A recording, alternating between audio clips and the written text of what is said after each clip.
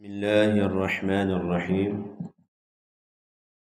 فضائل رمضان میں حضرت سلمان رضی اللہ تعالی عنہ کہتے ہیں، نبی کریم صلی اللہ علیہ وسلم نے شعبان کی آخری تاریخ میں لوگوں کو واعظ فرمایا، تمہارے اوپر ایک مہینہ آ رہا ہے، بہت بڑا مہینہ ہے، بہت مبارک مہینہ ہے، اس میں ایک رات ہے شب قدر، جو 1000 مہینوں سے بڑھ کر ہے۔ اللہ تعالیٰ نے اس کے روزوں کو فرض فرمایا، اس کے رات کے قیام یعنی تراویح کو ثواب کی چیز بنایا ہے۔ جو شخص اس مہینے میں کسی نیکی کے ساتھ اللہ کا قرب حاصل کرے، ایسا ہے جیسا کہ غیر رمضان میں فرض کو ادا کیا۔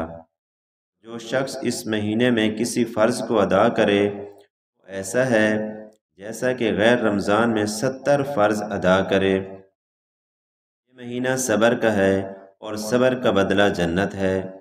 یہ مہینہ لوگوں کے ساتھ غم خواری کرنے کا ہے۔ اس مہینے میں مومن کا رزق بڑھا دیا جاتا ہے۔ جو شخص کسی روزہ دار کا روزہ افطار کرائے، اس کے لیے گناہوں کے معاف ہونے اور آگ سے خلاصی کا سبب ہوگا۔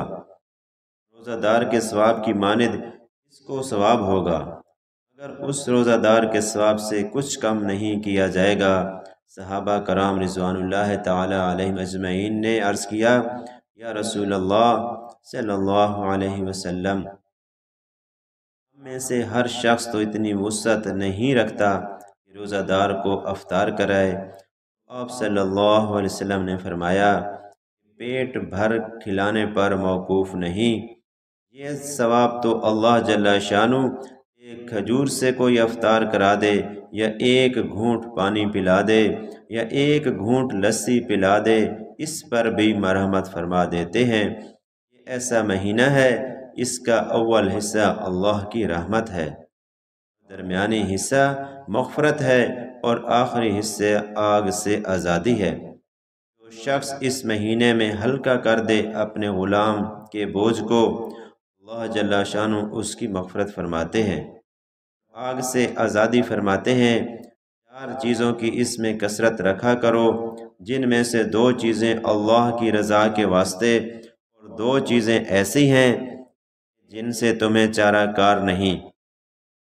2 چیزیں جن سے تم اپنے رب کو راضی کرو، وہ کلمہ طیبہ اور استغفار کی کثرت ہے۔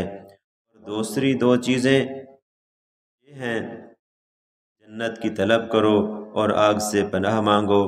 جو شخص کسی روزہ دار کو پانی پلائے، اللہ جل شانہ قیامت کے دن میرے حوض سے اس کو ایسا پانی پلائیں گے جس کے بعد جنت میں داخل ہونے تک پیاس نہیں لگے گی۔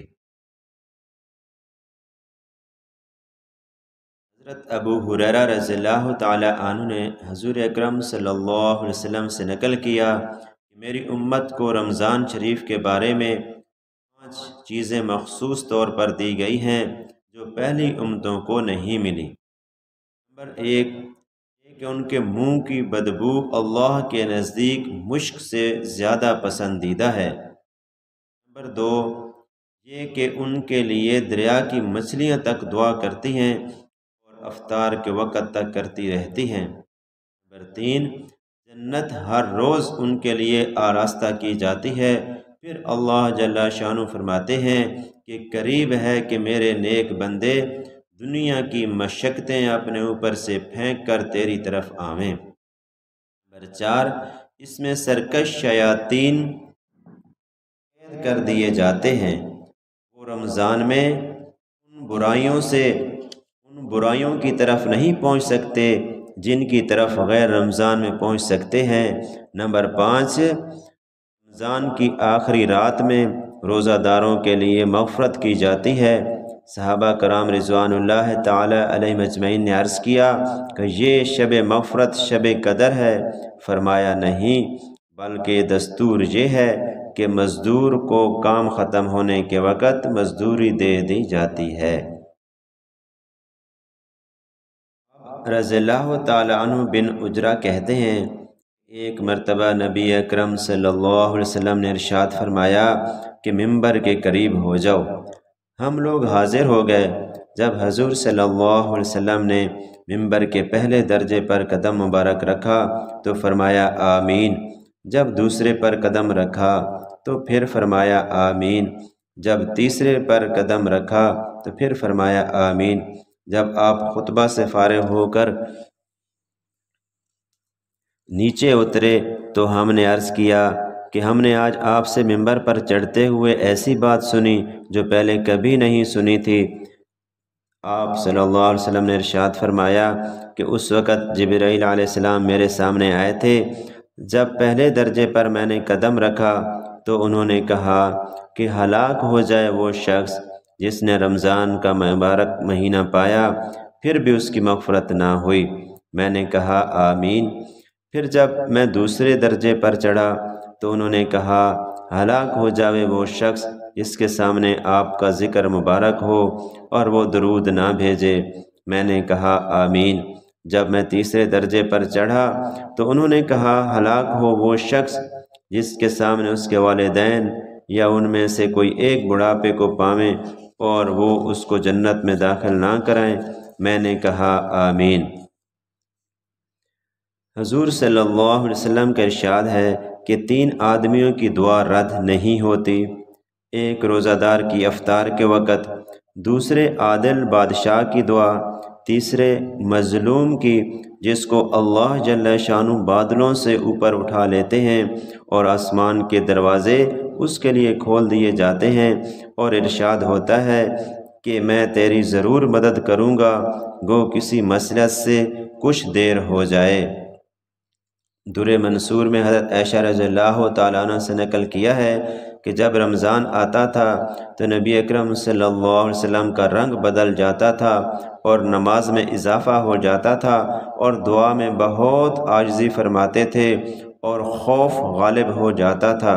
دوسری روایت میں فرماتی ہیں کہ رمضان کے ختم تک بستر پر تشریف نہیں لاتے تھے۔ ایک روایت میں ہے کہ اللہ جل شانہ رمضان میں عرش کے اٹھانے والے فرشتوں کو حکم فرما دیتے ہیں کہ اپنی اپنی عبادت چھوڑ دو اور روزہ دار کی دعا پر آمین کہا کرو۔